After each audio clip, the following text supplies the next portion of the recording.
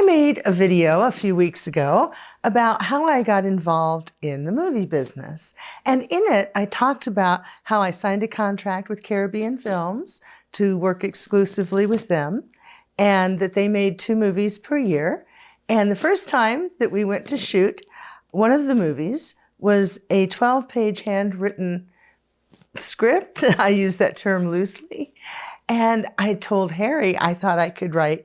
Harry was the owner of Caribbean Films. I told him that I thought I could write a better script. And he said, "Oh, really?"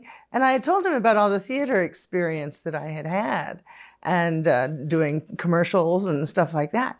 And he said, "Okay, give it a shot." So I did. And that turned out to be The Young Like It Hot, which was one of the first movies I ever made.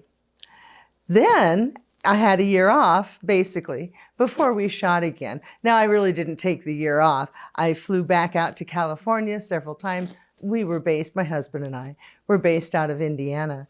And so I went out to California to help edit the film, to learn how to edit, basically, is what it was. So when it came time to do our second set of movies, because we always did 2 a year, I asked Harry if I could write one of them. And he said, "Okay, give it a shot."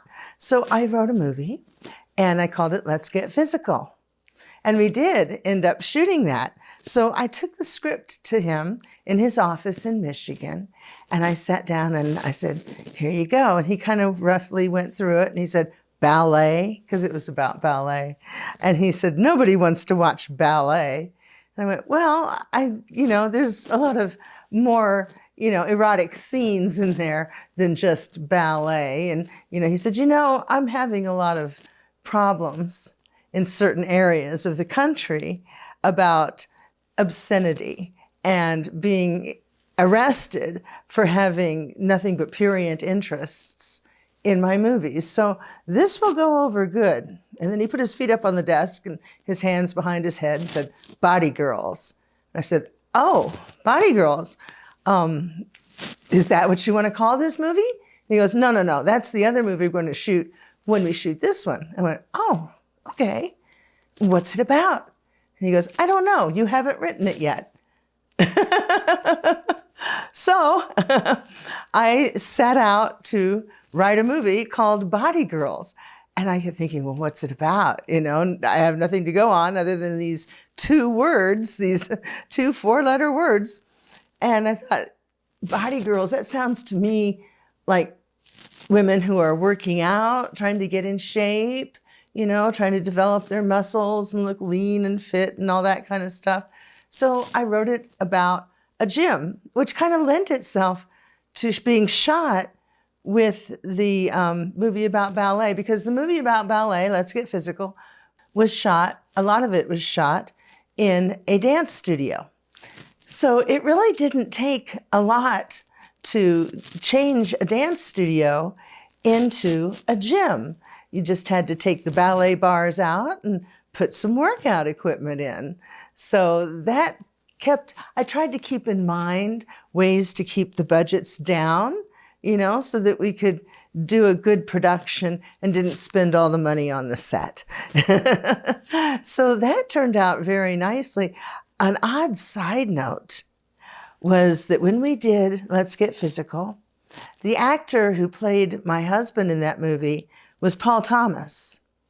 And later on in my career, he became the director that Vivid Video always used. And of course, I became a Vivid girl after, a few more years when Vivid came into being. When I first started into the business, Vivid hadn't been, they weren't around yet. They hadn't been invented yet, so to speak. So yeah, a few years later, Paul Thomas moved from making movies as an actor to directing. And then that's when he started working with Vivid Video and became basically their in-house director. Everything they did for years was directed by Paul Thomas. So I got to work with him as talent, 2 actors working together, and I got to work with him as, a director. So that was kind of interesting.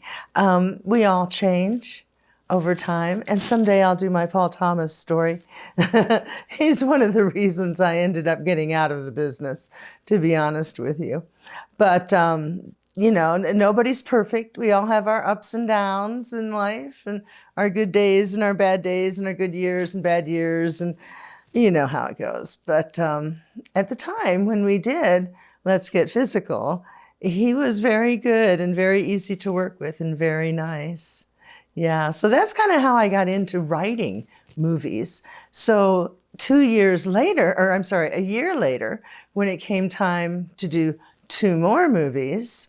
Now, Harry with Caribbean Films, we had been in contact with him, my husband and I, constantly, not only so that I could learn how to edit, but so that we could prepare for the next movie. So after we did Body Girls and Let's Get Physical, he was still having some problems legally in certain areas. You can probably guess which ones, you know, the Bible Belt and that kind of thing.